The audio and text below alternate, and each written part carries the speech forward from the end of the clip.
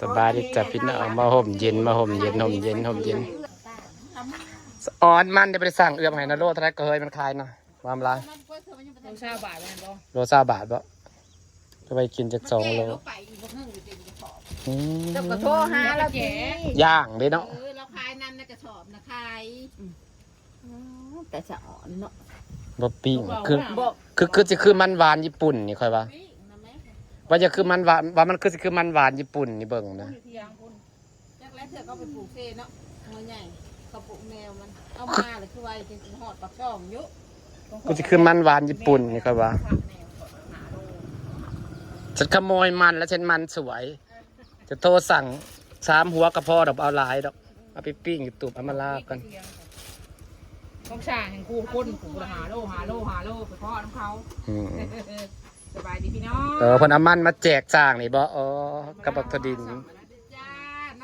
เย็นได้อยู่นี่เนาะแดดพี่น้องไอ้แดดแท้แดดว่าคุณบ่กล้าไปใช้นี่นะแดดมันใหม่บ่3 หัวกระเพาะดอกจะไปปิ้งจะว่าคือมันหวานญี่ปุ่นบ่จักสอกแต่บางคนมันห่อนโพดมาจากไหนคะ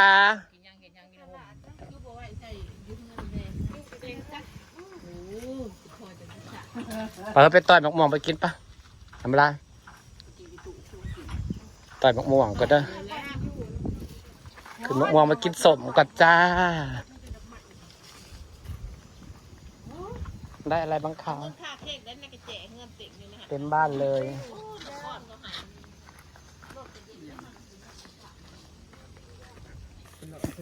ลงตกพัวลงที่ลงแดงกันที่ตัวเดียวเบิร์ดเลยเพื่อมันนะโอ้ยเท่ไห้มันก็บอกกินของแนวปูกินหัวอาหารกินเองกินเข่าพูเนาะพี่นี่เราได้มะม่วงกินส้มแล้วเราอยากกินส้มต่อยมะม่วงกระซอยเลยเฮ้ยอ่ะ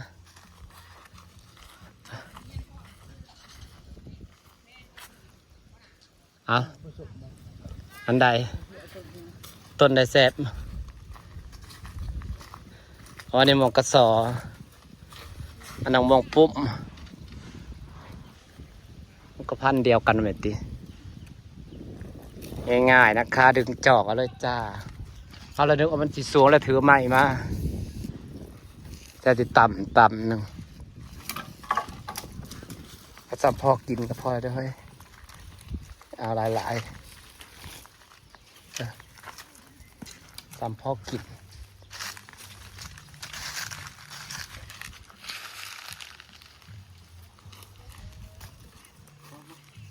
พอบาสันนะแต่เล็บกินตัวเจ้าของกูกินเกลือก็ได้จ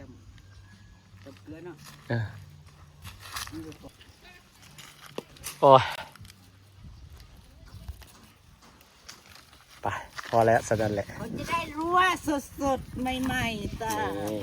แต่อีเอานี่ไม่สดกระสดในรอบเดือนสดในรอบเดือน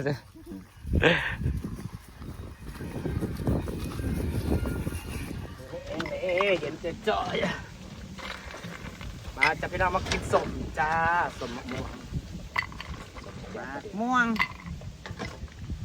มะม่วงกระสอบมันใหญ่เลยมันฉ่มเลยพี่น้องข้าวแกงเลยนะไส้มันฉ่มแล้วข้าวแกงเลยนะตอนยังน้อยนะพอดีแซ่บอันนี้จนข้าวแกงนะ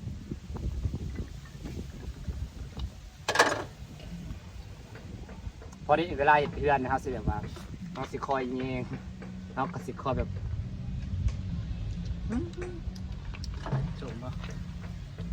มันกำลังฉ่มกำลังข้าวแกงนั่นฉ่มคอยเงี้ยคอยปลื้มใจไปน้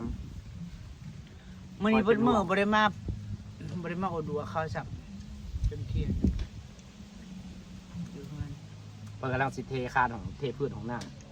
แล้วร้านมันแรกมันได้ขับ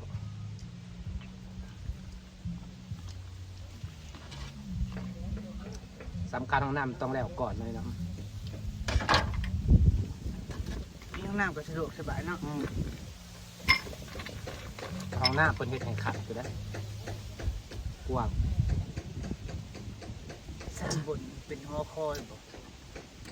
กว้างกว่าของหน้าอยู่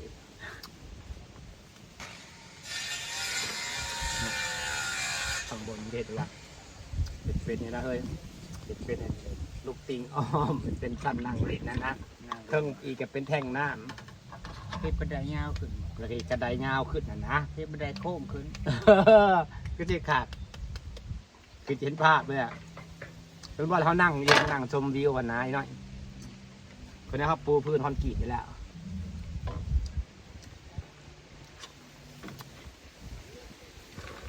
ประมาณน่ะตัวดีเท่านึงน่ะ นะ ตัวดีนะก็ปลูกเทิงๆพุ่นเทิงสัตว์นะ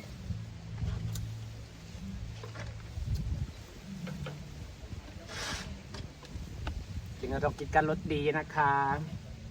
อยากจุดประเด็ มันกำลังเศร้าบวมมันกำลังงามกำลังดูดีกระสาว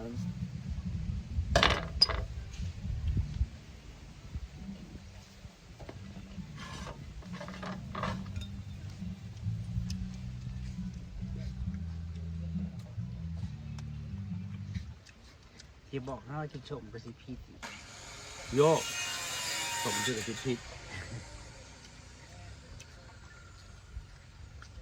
ไปหาหมอมันน่ะหมอบอกว่ามันแสลง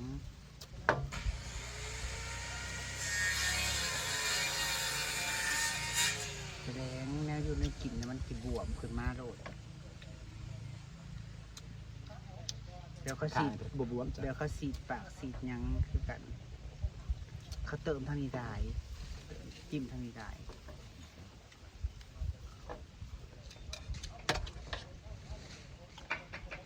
แบบอีแตนนั่นเองมันสีดปากเธอจะบวมก็บวมเพราะฉะนั้นเวลากินผิดมันนะ มันเป็นฟิลเลอร์แล้วนั่นนะ นะพวกเขาผสมแล้ว มันมากรอกครับ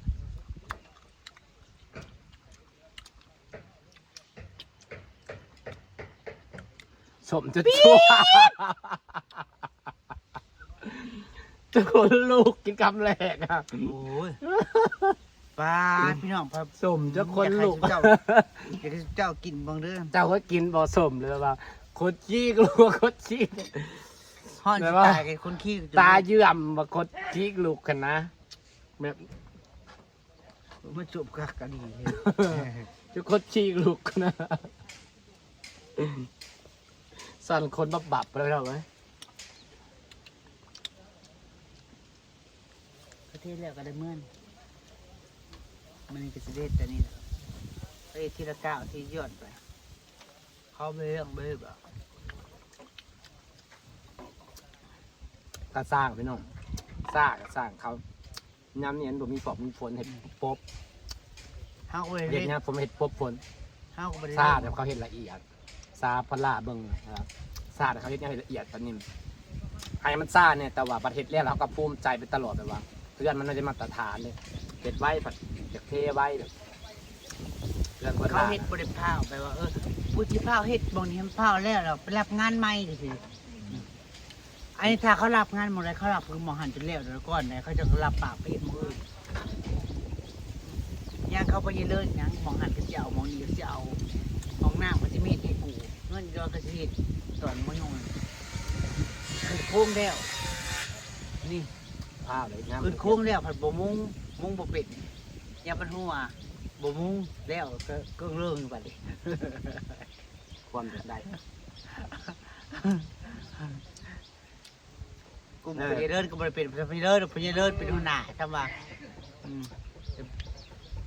งานมือละเอียดเคลื่อนประหลาดแล้วควรกับอยากมีห้อยล่าเพราะว่าเขาเห็ดฝ้าอยู่ว่ามันซุดเขาบดเห็ดละเอียดแต่ข้าวปูนมาโอบเลย เนาะมองต่อมันเนาะ มองต่อ มันก็งะโพดจุกโป่งอยู่ ทำห้าแบบทุกคนมาหมักเบ้าคนก็ได้นะมีคนพาเบ้าซอยเบ้าอันนี้เขาเห็นเขามาสนใจ พอคันเขา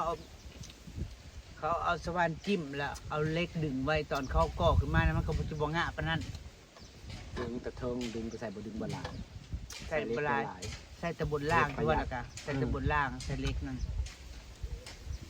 เป็นประหยัดให้กำไรเรือหลายที่สุด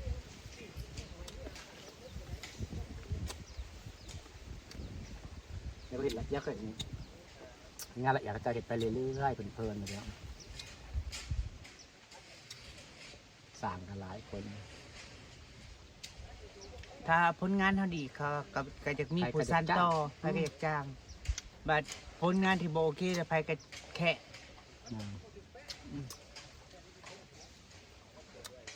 ซบ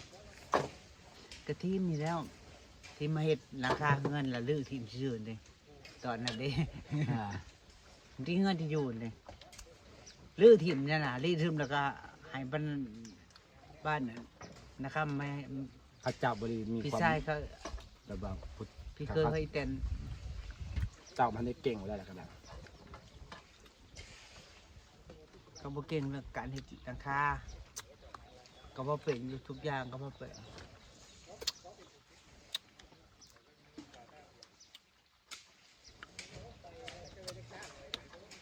พี่น้องจะสิฝากบรรยากาศไว้สักนิดนะจ๊ะพี่น้องการอยู่กัน2 คนมาหมอเป็นแม่เลยมันจะเป็นนาดอกไม้ด้วยไปได้ปะให้มันตายเป็นป่าๆเลยครับมันจะแห้งกว่าเก่าแล้วมื้อนี้นะ